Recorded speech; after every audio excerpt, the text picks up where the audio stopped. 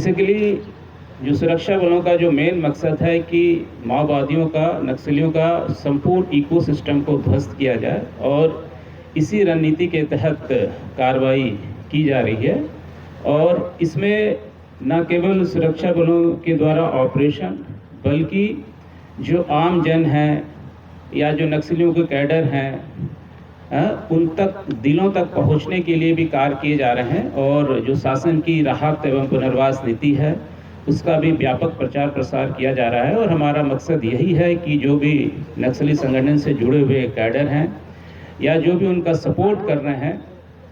हमारे उनसे यही अपेक्षा रहती है कि वो राहत एवं पुनर्वास नीति का लाभ उठाएं और शासन की मुख्यधारा में जुड़कर समाज के विकास में, राज्य के विकास में और राष्ट्र के विकास में अपना योगदान दें। और इसके तहत पूरे छत्तीसगढ़ में, बस्तर में और राजनांदगांव रेंज में, रायपुर रेंज में जहाँ जहाँ पे नक्सलियों की गतिविधि है, उन क्षेत्रों में लगातार काम कर रहे हैं। और इसी कारण से आपने देखा होगा कि हाल ही के दिनों में यहाँ पे गरियाबंद जिले में यहाँ के जो आईजी हैं, रायपुर रेंज के आईजी श्री अमरेश मिश्रा, और जो यहाँ के एसपी हैं, और यहाँ पे जो सीआरपीएफ का जो बल तैनात है, सभी के समन्वित प्रयास के कारण बहुत एक अच्छी सफलता, जिसको कि एक बहुत बड़ी सफलता, जिसमें कि एक सेंट्रल कमेटी मेंबर भी मारा गया, साथ में अन्य महत्वपूर्ण कैडर मारे गए और बहुत सारे हथियार, गोला बारूद, अन्य सामान बरामद हुए हैं। तो मैं कह सकता हूं कि जो सुरक्षा बलों के द्वारा पिछले 1 वर्षों से अधिक समय में जो रणनीति अपनाई गई है, ऑपरेशन के साथ साथ लोगों को समाज में मुख्य धारा से जुड़ने के लिए, बेसिकली नक्सली कैडर को, उसी का परिणाम है कि आज गरियाबंद जिले में 3 महत्वपूर्ण नक्सलियों ने, जिसमें कि एक एसडीके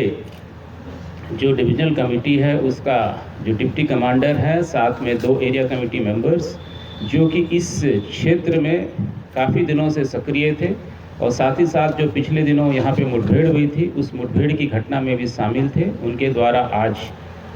हथियार के साथ, इंसास हथियार के साथ आज समर्पण किया गया। ये यहाँ की पुलिस के लिए, यहाँ के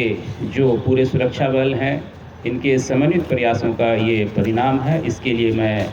आईजी रायपुर रेंज, यहाँ के एसपी और यहाँ के जो सीआरपीएफ के डीआईजी हैं, उनकी समस्त टीम को मैं अपनी ओर से बहुत बहुत शुभकामनाएं देता हूं और आशा करता हूं कि भविष्य में भी इसी तरीके से जो एक कोऑर्डिनेशन के साथ काम हो रहा है, एक समन्वित प्रयासों का जो काम हो रहा है, उसके और अच्छे परिणाम सामने आएंगे। और